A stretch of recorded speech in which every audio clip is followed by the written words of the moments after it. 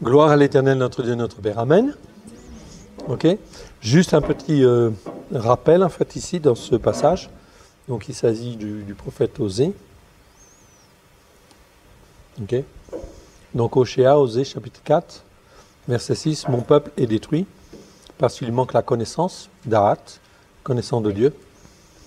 La suite du verset, en fait, ici, puisque tu as rejeté la connaissance, ok, je te rejetterai et tu seras dépouillé de mon sacerdoce. Puisque tu as oublié la Torah de ton Dieu, j'oublierai aussi tes enfants. C'est terrible ça, hein? Okay. Mais c'est écrit ici. Okay. Donc c'est dans le prophète Osée, chapitre 4, verset 6. Alors des fois, souvent, on cite cette partie de verset, mais on ne dit pas le reste.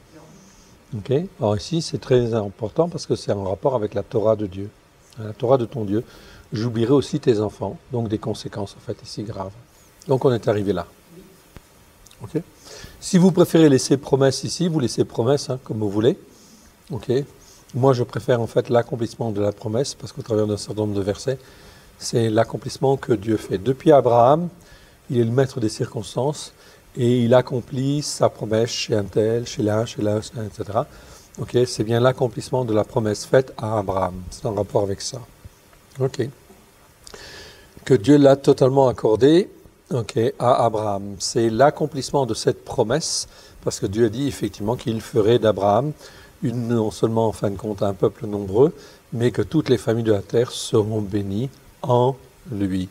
Donc au travers de la descendance qui vient à travers de Yeshua. Ok. Et c'est un accompli, totalement accordé. Bien, on continue. Et on va maintenant dans Galates 1 à 2. Or, aussi longtemps que l'héritier est un enfant, okay, je dis qu'il ne diffère en rien d'un esclave, quoiqu'il soit le seigneur de tout. Okay. Donc un enfant qui est appelé à un héritage, bon ok, mais il ne sait rien en fait au début. On est bien d'accord? Il ne sait même pas parler. En fait ici, c'est ce que veut dire le mot. Le mot enfant ici, dans nos traductions, donc doulos c'est esclave, très bien, esclave ou serviteur. C'est serviteur, mais en fait ici, doulos, ça donne une notion de serviteur totalement assujetti à son maître, donc comme un esclave. Donc on n'aime pas trop en français ces mots-là quand même, mais Paulos dit en fait je suis esclave de Christ. C'est pas dit serviteur de Christ, il utilise le mot doulos. Okay, je suis un doulos de Christ ou un doulos de Dieu. Pierre c'est pareil, je suis un doulos de Dieu ou un doulos de Christ. C'est-à-dire je suis un esclave de Christ, etc. Okay. En fait, la différence entre esclave et serviteur, c'est parce qu'il y a d'autres mots grecs qui veulent dire serviteur. Mais un serviteur, il discute ou il interprète les choses, des fois. Un esclave, jamais. Il obéit, il est soumis à Dieu. Il est soumis à son maître. Okay. Donc c'est pour ça qu'en fait, les disciples ont choisi d'utiliser le mot doulos, qui veut dire en réalité esclave. C'est-à-dire quelqu'un qui est entièrement soumis à Dieu et à Christ. Alors ici, le mot enfant, il faut bien comprendre que c'est le mot népios. Donc c'est différent parce qu'il y a plusieurs mots pour dire enfant dans la Brit Hadasha. Il y a pédion. Pédion, c'est en fait le mot le plus courant pour dire enfant. Il y a teknon en fait aussi. Ça, c'est un enfant légitier et héritime. On aura l'occasion de le rencontrer. Et ici, il y a népios. Népios, c'est un enfant, mais c'est un enfant en bas âge. C'est un enfant qui ne sait même pas parler.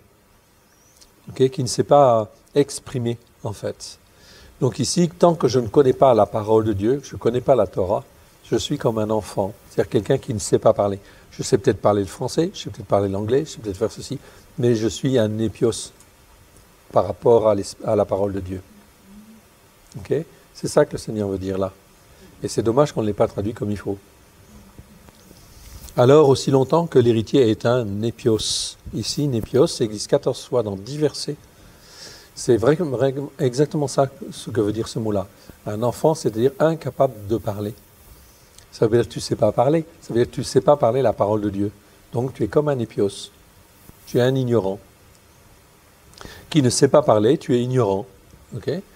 Donc, aussi longtemps que l'héritier, c'est-à-dire l'héritier, celui à qui la promesse a été faite, est un enfant, ne sait pas parler la parole de Dieu. Je dis qu'il ne diffère en rien d'un esclave, quoi qu'il soit le seigneur de tout. parce qu'il y a un héritage sur lui. Bien sûr, il va grandir, il va apprendre, en fin de compte, et il va devenir un homme une femme, ou une femme mature. Très bien, mais ça, il faut du temps, il faut de l'instruction, etc. Ok.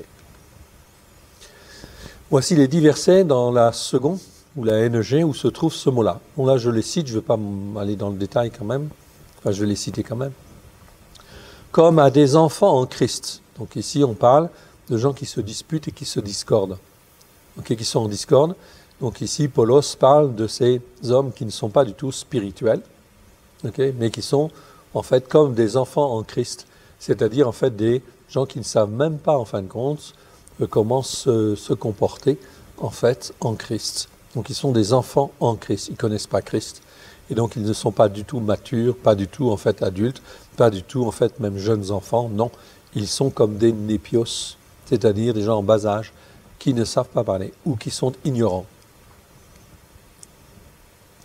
Dans 13.11, lorsque j'étais un enfant, c'est-à-dire un ignorant ou quelqu'un qui ne savait pas parler, je parlais comme un enfant, okay? Je pensais comme un enfant, je raisonnais comme un enfant, mais lorsque je suis devenu un homme, j'ai fait disparaître ce qui est un enfant, bien évidemment. Tous les comportements d'enfants, okay, les enfants de bas âge, eh bien je les fais disparaître. C'est un apprentissage. Ici, 5 fois le mot est répété, okay, dans ce même verset. D'où l'importance de ce mot népios. C'est-à-dire je manque de maturité, je manque d'information, je manque, en fin de compte, de la Torah, en fait, ici, quelque part. Verset 4.1 de Galates. Or, aussi longtemps que l'héritier est enfant, est un népios, ici, je dis qu'il ne diffère en rien d'un esclave, quoiqu'il soit le maître de tout. C'était le verset qu'on avait là.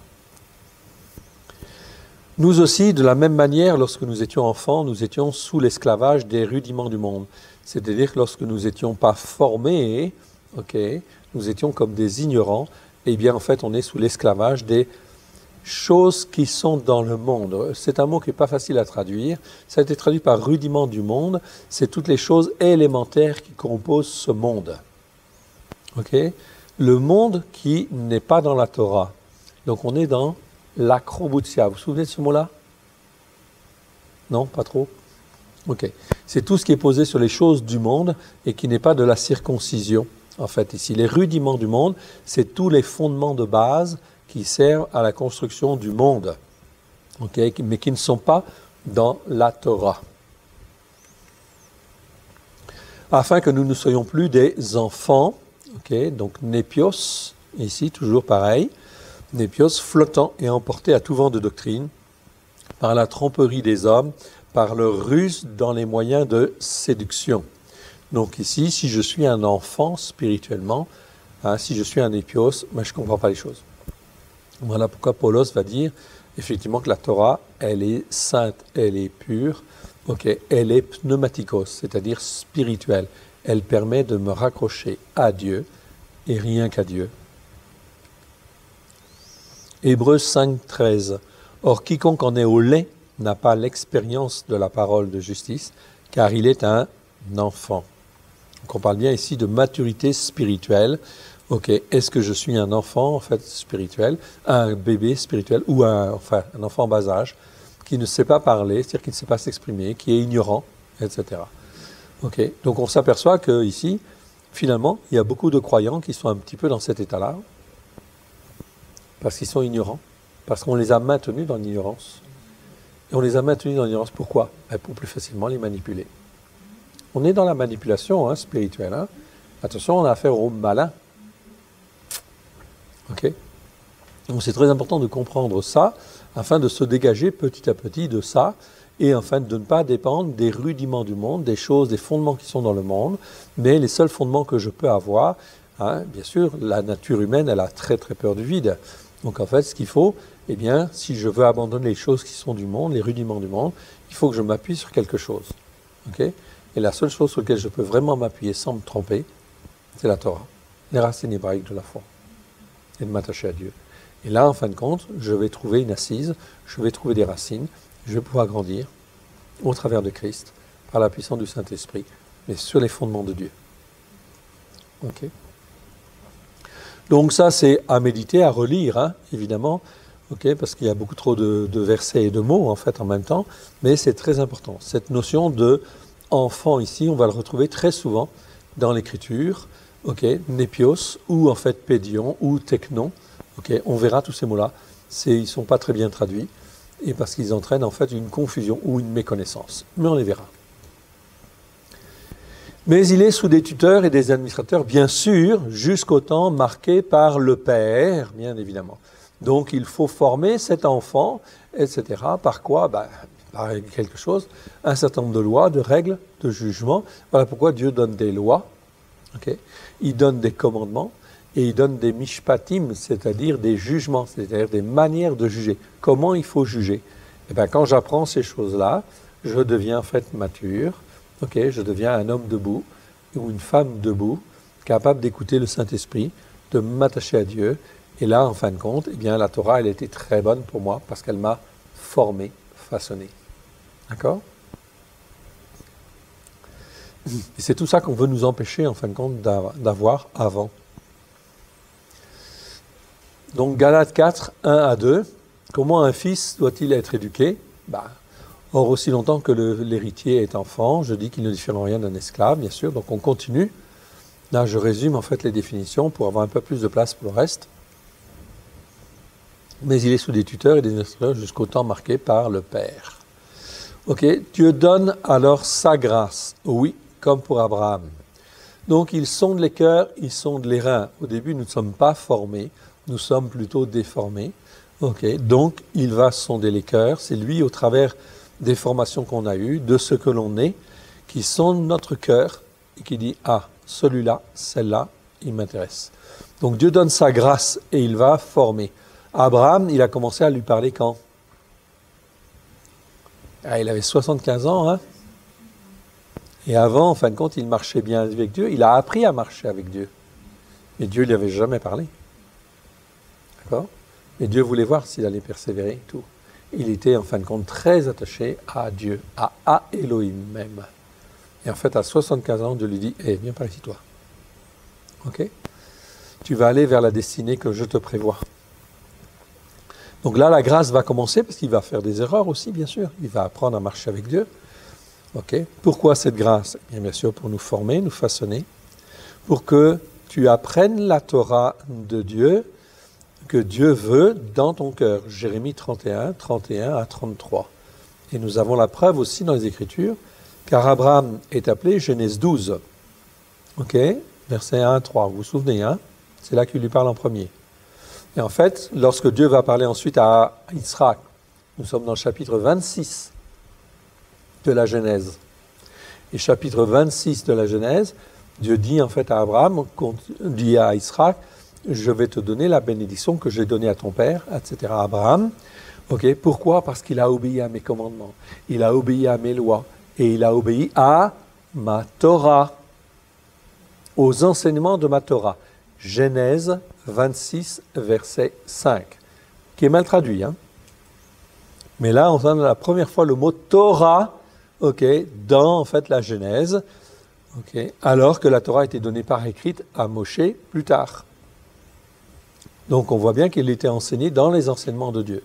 Donc ici, Dieu forme au travers de la parole de Dieu, Yeshua, qui n'est pas venu en tant qu'homme, mais il a formé en fait Abraham, bien sûr. Et il avait la Torah dans le cœur.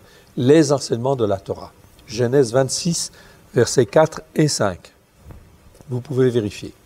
En hébreu, parce qu'en français, ce n'est pas traduit comme il faut. Mais on avait vu ce verset dans l'enseignement dans le sein d'Abraham, effectivement. Galates 6, 15. Car ce n'est rien d'être circoncis, c'est-à-dire ici, en fait, elle est sous-entendre d'être juif, ou incirconcis, non juif, c'est pas le même mot, hein. Ici c'est peritum, ici c'est acroboutia. Donc j'avais expliqué déjà pourquoi. Ce qui est quelque chose, c'est d'être une nouvelle créature, c'est-à-dire une créature qui écoute bien sûr la Torah, avec grâce et vérité au travers de Yeshua, et qui écoute le Saint-Esprit pour être formé, façonné. C'est le Saint-Esprit qui façonne. Parce que Dieu sait ce qu'il veut faire au travers de chacun de nous, et en fin de compte, il veut nous former, façonner. Ok, cette nouvelle créature, elle est formée, façonnée par qui? Le Saint-Esprit, l'Esprit de Dieu. D'accord, ça c'est clair. Comme Abraham était formé par Dieu, la parole de Dieu, l'Esprit de Dieu. Même chose. Donc au travers de Christ, bien évidemment, qui a payé le prix. Donc ici, on va aller dans 2 Pierre chapitre 1, versets 1 à 2. Qu'est-ce que ça nous dit ici? Shimon Petros, eh bien vous voyez, là on a esclave, non pas serviteur, mais c'est doulos ici. Ok. Esclave et apôtre de Christ Yeshua. C'est-à-dire, il se dit être totalement dépendant et totalement soumis à Christ Yeshua. Et apôtre parce qu'il a une mission, en fin de compte, de porter l'évangile et d'implanter. Donc apôtre, ça veut dire qu'il a tout un panel de dons à sa disposition pour pouvoir former, façonner les gens et en fait nommer des anciens à tel poste ou tel autre poste. Ok, non pas dominer sur eux, mais en fait ici discerner les dons qui sont chez un tel, qui sont en train de prendre place et les aider à se révéler pour la gloire de Dieu. Donc, et apôtre de Christ Yeshua, à ceux qui ont reçu en partage une foi du même prix que la nôtre, dans la justice de notre Dieu et Sauveur Christ Yeshua. Ah, très important. Donc ici, on a bien ici un verset qui confirme bien que Christ est Dieu. Ici, donc c'est dans le texte reçu, donc dans les traductions du 19e siècle, ça posait en fait un problème, ok, pour certains. Mais ici, dans le texte grec du XVIIe siècle, j'ai bien dans la justice de notre Dieu et Sauveur, Christ Yeshua. Donc, très important. Justice, c'est dikaiosun, donc c'est un mot qui est traduit par justice. Je n'ai qu'un seul mot en grec pour dire justice. En hébreu, j'en ai au moins 2. J'ai tzedek et tzedaka. Donc, que la grâce et le shalom vous soient multipliés par la connaissance, pas n'importe quelle connaissance ici, c'est épignosis. Donc gnosis, G-N-O-S-I-S, ça veut dire connaissance, mais dans 20 versets, dans 20 fois dans 20 versets, c'est épignosis. Le fait d'avoir la racine épi devant le mot gnosis, gnosis ça veut dire connaissance. Donc dans la Brit Hadasha, que ce soit gnosis ou épignosis, c'est toujours traduit par connaissance dans nos Bibles. Okay. Or là, en fait, quand j'ai épi devant, les dictionnaires en fait anciens nous parlent en fait de connaissance, mais ce n'est pas n'importe quelle connaissance, c'est la connaissance précise et correcte. Donc c'est très intéressant. Donc de la notion de connaissance, au départ j'ai une connaissance du Père, du Fils et du Saint-Esprit, mais au travers de Christ et du Saint-Esprit, Dieu veut nous amener de cette connaissance déjà qui est nécessaire, la connaissance de base, elle est nécessaire, veut m'amener à l'épignosis, c'est-à-dire à la connaissance précise et correcte, qui est le Père, qui est le Fils, qui est le Saint-Esprit, que fait le Père, que fait le Fils, que fait le Saint-Esprit. Quand j'arrive en fin de compte à connaître ces choses-là, je suis beaucoup mieux formé. Une question de maturité spirituelle. Donc ici, on rentre dans l'épignosis. L'épignosis de Dieu, mais pas n'importe quel Dieu, du Dieu qui s'appelle Ha-Elohim, c'est-à-dire Elohim avec l'article hébreu devant, H-A, qui existe 374 fois dans 374 versets, okay, de la Torah, des prophètes et des psaumes, et qui nous parle bien du seul Dieu unique et vrai, du seul Dieu unique et vrai, qui était le Dieu d'Abraham, d'Israël, de Jacob, de Noé, de Enoch, okay. Ou plutôt de Ranor, parce que son nom hébreu c'est Ranor et non pas Enoch. Et également, en fin de compte, de Moïse, de David, des prophètes, de Yeshua. C'est pas n'importe quel Dieu, c'est Ha-Elohim dans ce cas-là. Toujours. Dans la pensée hébraïque ancienne, c'est toujours Ha-Elohim qui veut dire, la meilleure façon de le traduire, c'est dire le seul Dieu unique et vrai. Et quand je crois au seul Dieu unique et vrai, je m'attache à lui. Tout le reste, ça n'a pas d'importance. Okay. Et ça, c'est très important parce qu'au travers de Christ et la puissance du Saint-Esprit, eh bien, je suis formé, façonné pour être un homme et une femme debout devant Dieu. Ok, attaché à lui. Ça vient par l'épignosis. Donc 1 Jean chapitre 5 verset 7 nous dit, donc ça c'est un verset que vous n'avez pas dans vos traductions, parce qu'il est aussi supprimé. C'est un texte reçu, c'est dans le texte reçu. Donc il y a bien le verset 1 Jean chapitre 5 verset 7, même dans nos traductions, mais il est tronqué. Toute la partie en fait en gras n'existe pas. Donc c'est traduit souvent, car il y en a 3 qui rendent témoignage. Et on va passer au verset 8, qui parle en fait du sang et de l'eau. Mais ici, dans le verset 7, dans le texte reçu, texte grec du XVIIe siècle, il y a bien effectivement une notion très intéressante, parce que là on te parle, en fin de compte, ici, dans le ciel, on te parle du Père, de la parole et du Saint-Esprit. Et ces 3-là sont un. Mais qu'est-ce que c'est que ça? C'est le concept hébraïque dont je vous ai parlé, qui existait dans la Torah, les prophètes et les psaumes. Et Jean le rappelle dans sa lettre, en fait, ici, dans son épître, il disait, en fin de compte, dans le ciel, il y a le Père, la parole, okay, et le Saint-Esprit, ces 3-là sont un. C'est-à-dire qu'il rappelle ce concept hébraïque ancien qui existait avant même que Constantin, il invoque cette notion de Trinité, okay, qui, en fait, déforme le message et, en fin de compte, met dans la tête des gens des fausses notions. C'est pour ça que cette notion de Trinité de Constantin, elle est en fait très déformante. Il faut la rejeter parce qu'en fait, elle dit que le Père, le Fils et le Saint-Esprit, en fait ici, sont consubstantiels. Mais consubstantiel, c'est pas un mot biblique, ça n'existe pas. Ça veut dire en réalité que sont de même nature. C'est que le Père, le Fils et le Saint-Esprit sont égaux. Mais non, ils ne sont pas égaux. Le Père, il est le Père. Le Fils, il est le Fils. Le Saint-Esprit, il est le Fils. Il est le Saint-Esprit.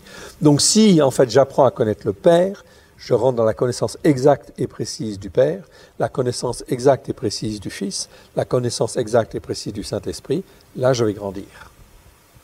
Donc ce concept de Trinité, il est tordu. Il est tellement tordu que si tu crois, en fait, à ça, okay, ça veut dire que ça va t'empêcher de rentrer dans une notion spirituelle très importante qui veut que tu apprennes à connaître le Père tel qu'il est, le Fils tel qu'il est et le Saint-Esprit tel qu'il est. C'est pour ça qu'Yeshua il est venu, et il est venu pour faire connaître le Père. Ok? Donc c'est très important. Donc ce concept-là, le Père, la parole et le Saint-Esprit, c'est un concept hébraïque ancien, et là en fait Jean le rappelle. Mais ce concept, bien sûr, il était dérangeant pour Constantin, pour la théologie du remplacement, il fallait mieux le supprimer. Voilà pourquoi il était supprimé.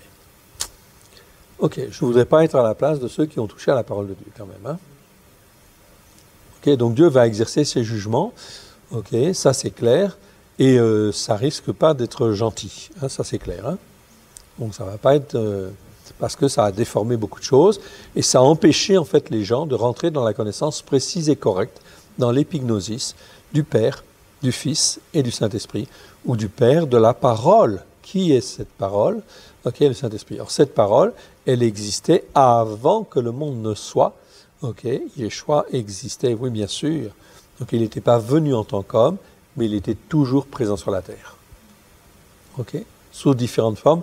Nous l'avons vu quand on a étudié Yeshua dans le Tanakh. Il y a plein de versets là-dessus. On a fait 3 week-ends là-dessus. Et c'était pas fini. Mais bon, on en a vu le principal. Tout ce que vous voulez que les hommes fassent pour vous, dit Yeshua. Encore une fois, on est dans Matthieu. Donc Matthieu, c'était l'évangile qui est écrit entre 62 et 64. Donc ici, nous sommes dans les années 30 à 33. Donc ça veut dire que Yeshua, il agit, il parle, il fait référence à une Torah, okay, à une parole de Dieu, okay, à la loi de Dieu. Quelle est la loi qui existe à ce moment-là? C'est la Torah, évidemment. Okay, c'est nomos. Tout ce que vous voulez que les hommes fassent pour vous, faites-le de même pour eux, car c'est la Torah et les prophètes. Donc il vient confirmer en fait ici aussi, encore un verset, qui vient confirmer que tout est inclus dans la Torah et les prophètes, les écrits qui existent déjà. Okay, c'est une base essentielle et fondamentale. On ne peut pas déroger en fait à ça. Ce sont nos racines, que je sois juif ou non juif. Je rappelle la définition de nomos ici pour Torah, nomos en grec. Donc ici, je vais trouver dans la Strong en fait aussi, je vais trouver loi, mais je vais trouver aussi en creusant toute chose établie en référence à la loi de Dieu. Mais ce n'est pas les premières définitions. Hein. Donc il faut creuser déjà pour trouver ça. Mais effectivement, Alexandre 1850 donc, confirme bien que dans la Bible, ce mot désigne la loi de Moshe. Donc très bien. Donc c'est bien une confirmation. On n'avait pas besoin forcément de cette confirmation pour le croire, ok, mais c'est intéressant quand même de le montrer pour toutes les gens qui, en fin de compte, ne le savaient pas déjà ou ne l'avaient pas compris. On nous raconte tellement de choses qu'effectivement, c'est bien d'avoir éventuellement la confirmation. Donc entrez par la porte étroite, car large est la porte, spacieux est le chemin qui mène à la perdition. Il y a beaucoup qui entrent par là. Ok. Mais étroite est la porte, resserré le chemin qui mène à la vie, et il y en a un peu qui les trouvent. Ok?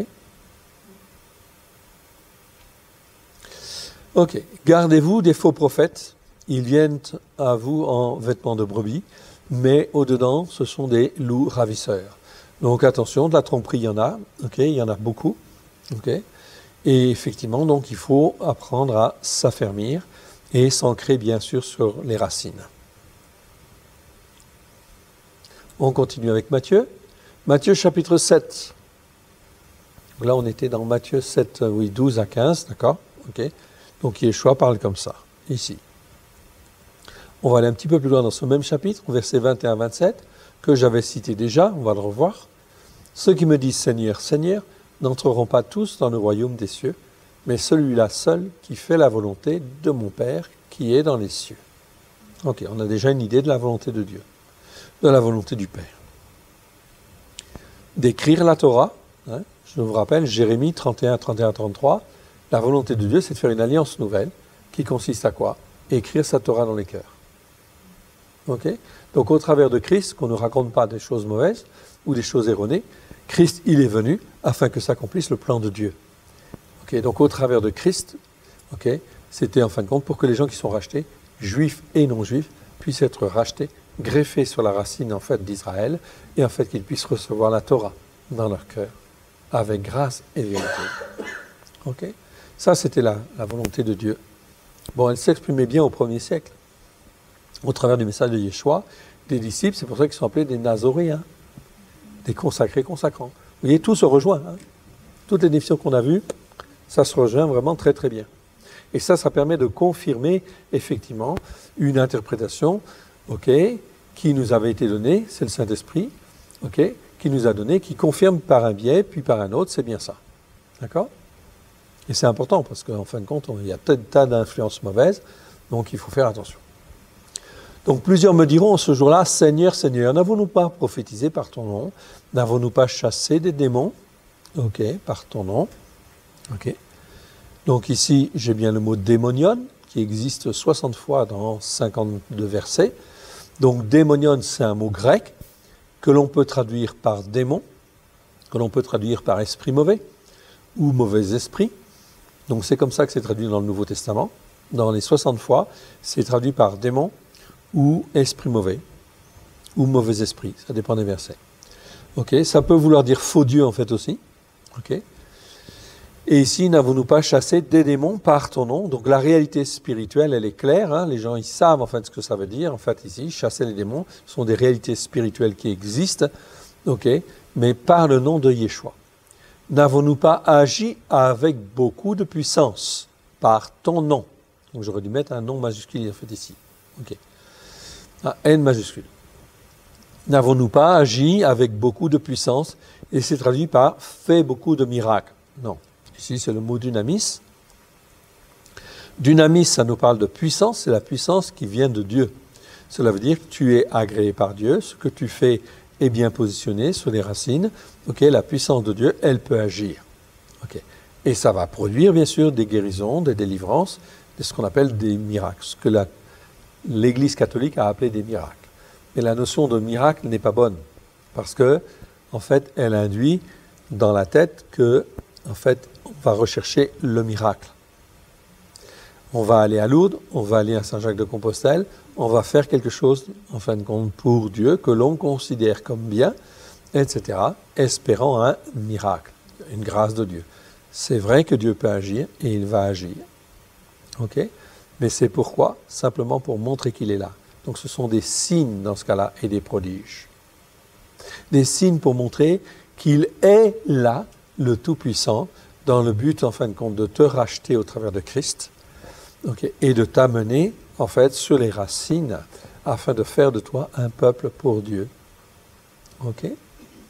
Donc cette notion de puissance ici, c'est la puissance de Dieu, puissance qui guérit, etc., pour, en fin de compte, toucher la personne qui revient.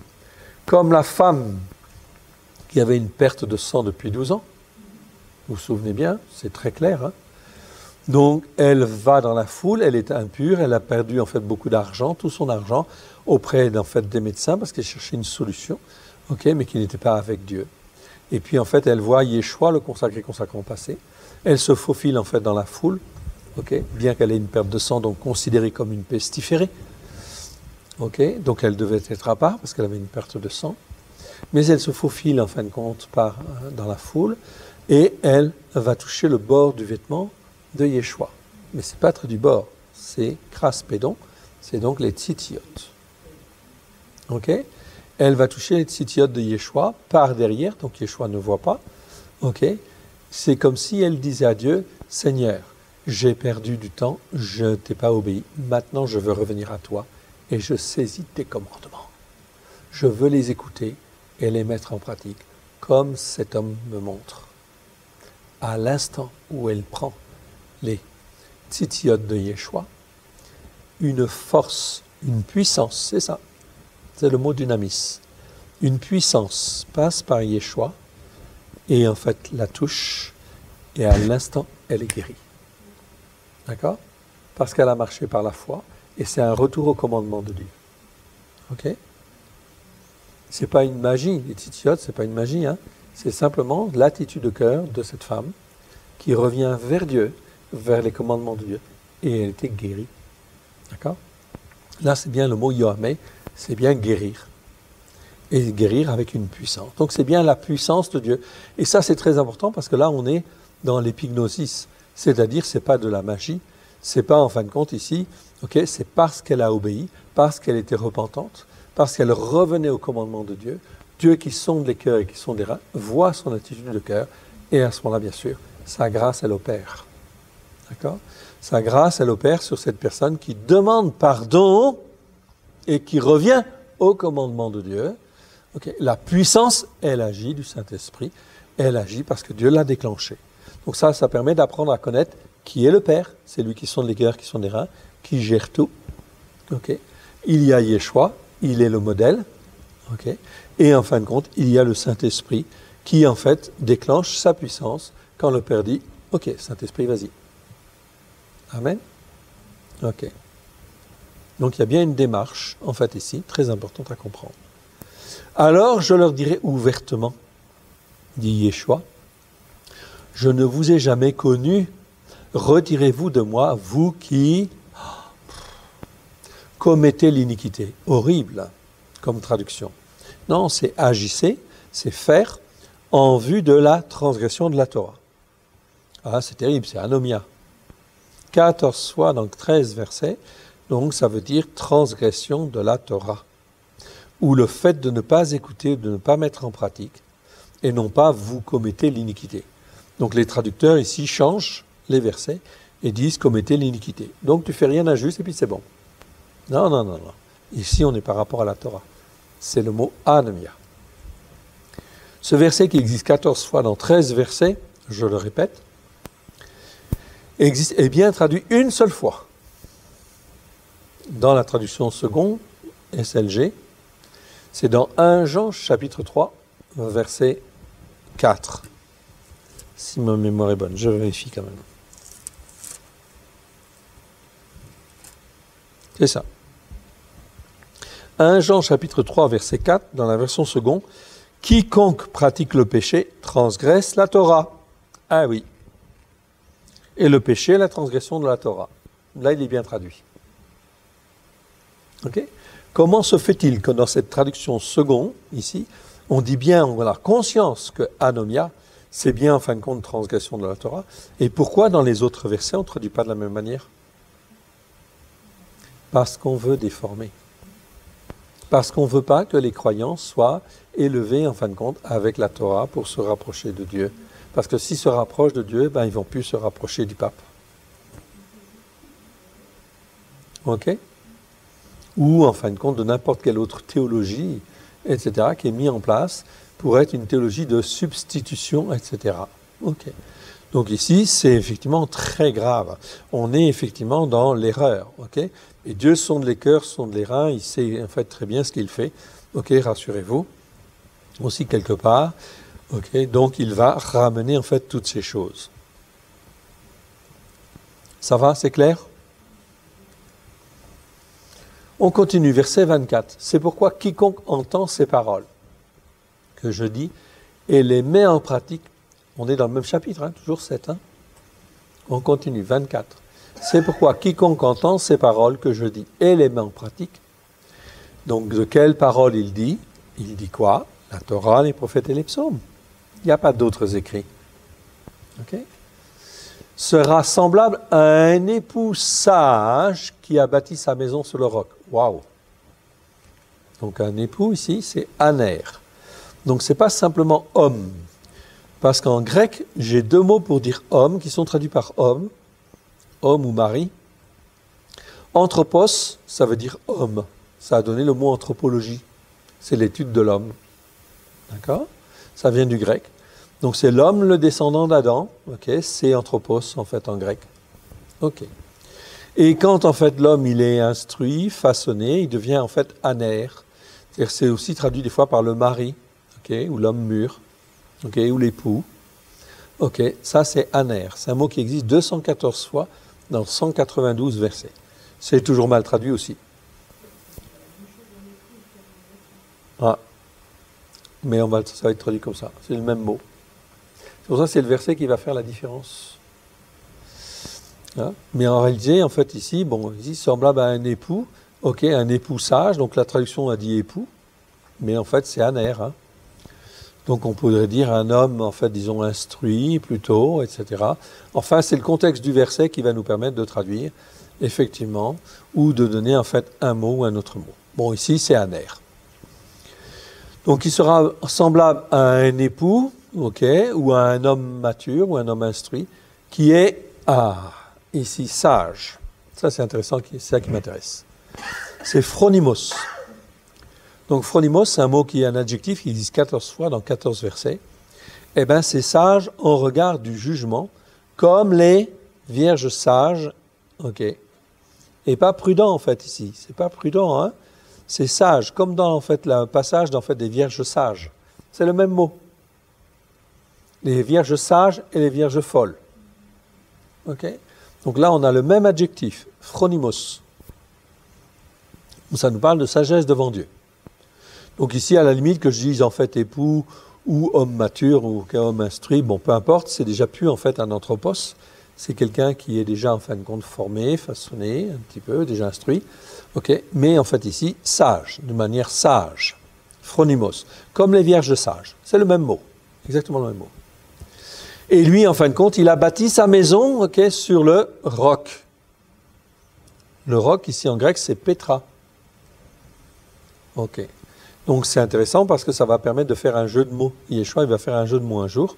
Ok, tu es pierre, et sur cette pierre, je bâtirai mon église. En parlant à Pierre.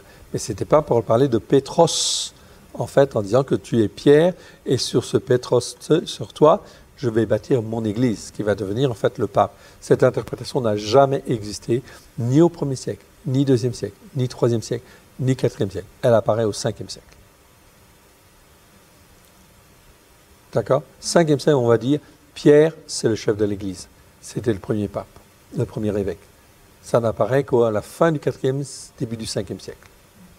Okay?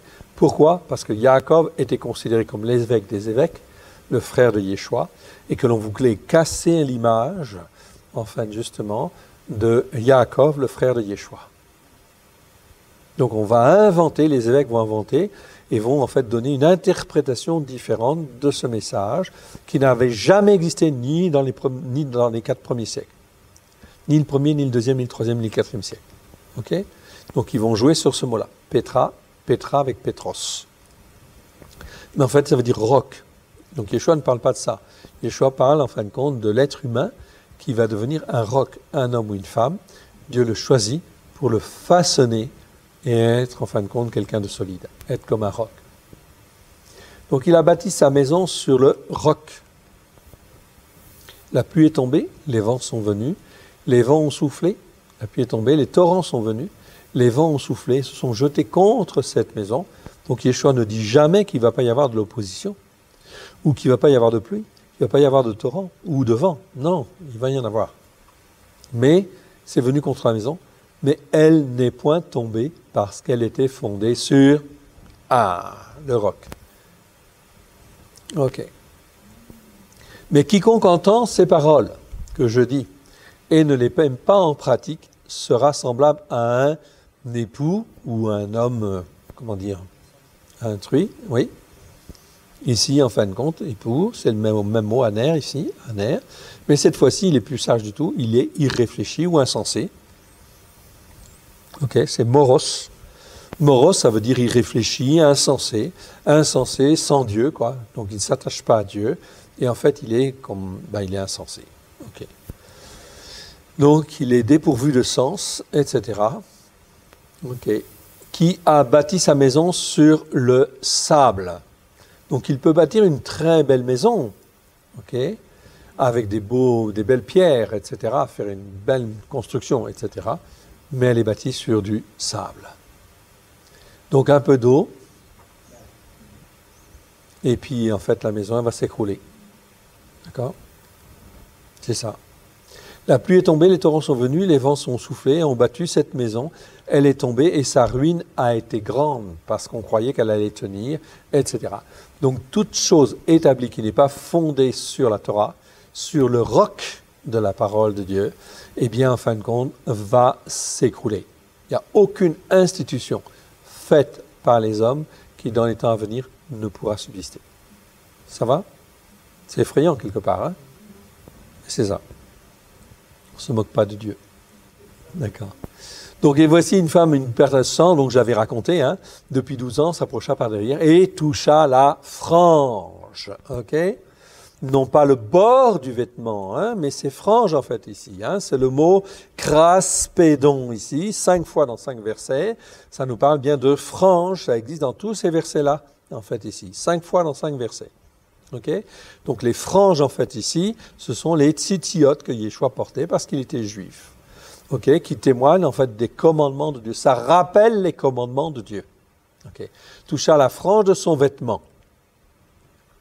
Car elle disait en elle-même, si je puis seulement toucher son vêtement, je serai sauvée, dit-elle. C'est-à-dire qu'elle parle, en fait, ici de salut. Elle ne parle même pas de guérison, hein. Elle utilise le mot sozo, je serai sauvé, etc. Okay? Donc ici, c'est très important de bien comprendre ça. C'est sozo, retenez bien, ça veut dire sauvé, okay? Et non pas guéri, en fait, ici. Les traducteurs nous faussent le problème, en fait, ici. Pourquoi? Parce qu'on nous cache le fait qu'elle se raccroche au commandement de Dieu. Ici, on parle de salut. Yeshua se retourna et dit, en fait, en la voyant, « Prends courage, ma fille, ta foi t'a sauvée. » Yeshua utilise le même terme ici. Ta foi, tu as marché par la foi, tu es revenu au commandement de Dieu, ta foi t'a sauvée, et cette femme fut sauvée à l'heure même. Donc, on parle bien ici de salut. D'accord? C'est toujours le même mot, sozo. Ok. Tugater, c'est bien fille, en fait, ici. Très bien. Ok. Voilà, ben on va s'arrêter là.